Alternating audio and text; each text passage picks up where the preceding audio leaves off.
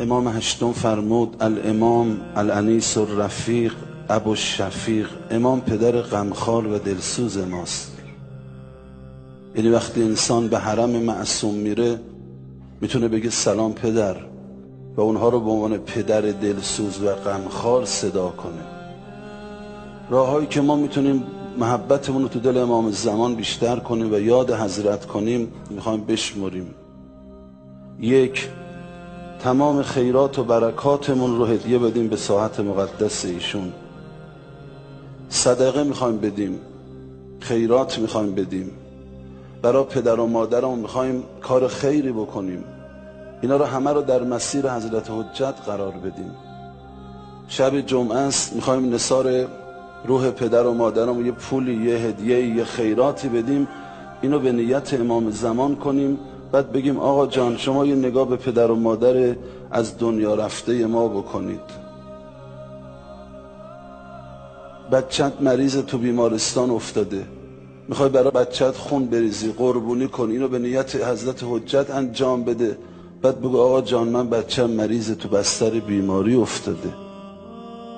امام صادق فرمود هر کس 1 درهم خرج امام زمان کنه، این 1 درهم از 2 میلیون درهم در کار خیر فضیلتش بالاتره.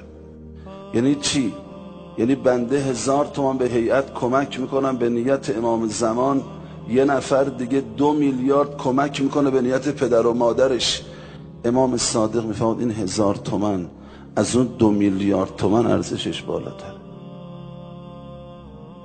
امیر مومنان تو قدیر خون فرمود هر کس تو قدیر 1 تومان خرج من کنه، من 200,000 برابر برمیگردونم. اما اونجا امام صادق میفرماد هر کس 1 تومان خرج امام زمان کنه، از 2 میلیون درهم در کار خیر فضیلتش بیشتره. آدم زرنگ چی کار میکنه؟ میخواد حرکت کنه، میخواد زندگی کنه، همه حرکتش رو، همه مستحباتش رو، همه اعمالی که انجام میده خرج میکنه رو به پای حضرت حجت بریزه.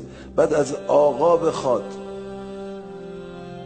میخواد یه کمکی کنید، بگو آقا این نومنیت شما کمک میکنم، شما نگاه کنید دختر من رو، پسر من رو به ذره گر نظر لطف بو تراب کند. او بعد نگاه کنه آقا چرا اینقدر قیمت داره؟ به این دقت کردید؟ تازه الان که شنیدید 1 تومن 2 میلیون تومن، چند تاتون از فردا کاراتون رو محوریت امام زمان انجام میدید؟ هیچ کدوممون.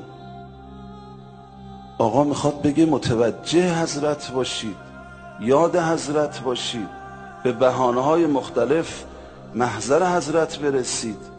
1 تومن 2 میلیون برابر تو کار خیر هستی بیا وسط. قصه امام زمان قصه جدی ماست.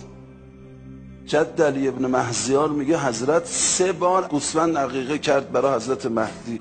بهش گفتم آقا مگه رسم نیست 1 دونه عقیقه میکنن؟ فرمود نه، برای این پسر من که غیبتش طولانیه اگه 1000 تا گوسفندم عقیقه کنیم میارزه.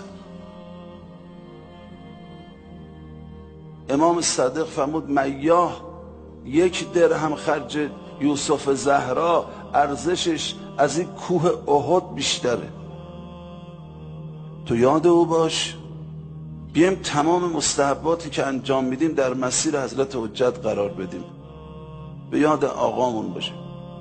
به هر بهونه نماز مستحبی به نیت آقا، زیارت مستحبی به نیت آقا، کار خیر، دست یه نفر رو میگیری یه گره که وا میکنی به نیت حضرت حجت. دومین کاری که میتونیم بکنیم و بیشتر تو دل حضرت بریم اینه که به فقرا و بیچاره های شیعه برسیم. فرمود یه گره کاری شیعه وا کنید از 1000 رکعت نماز مستحبی فضیلتش بیشتره. یه گره کاری شیعه وا کنید، یه گره کاری شیعه وا کنید از 1000 رکعت نماز مستحبی فضیلتش بیشتره. 1000 رکعت نماز مستحبی فضیلتش بیشتره. 1000 رکعت نماز مستحبی فضیلتش بیشتره.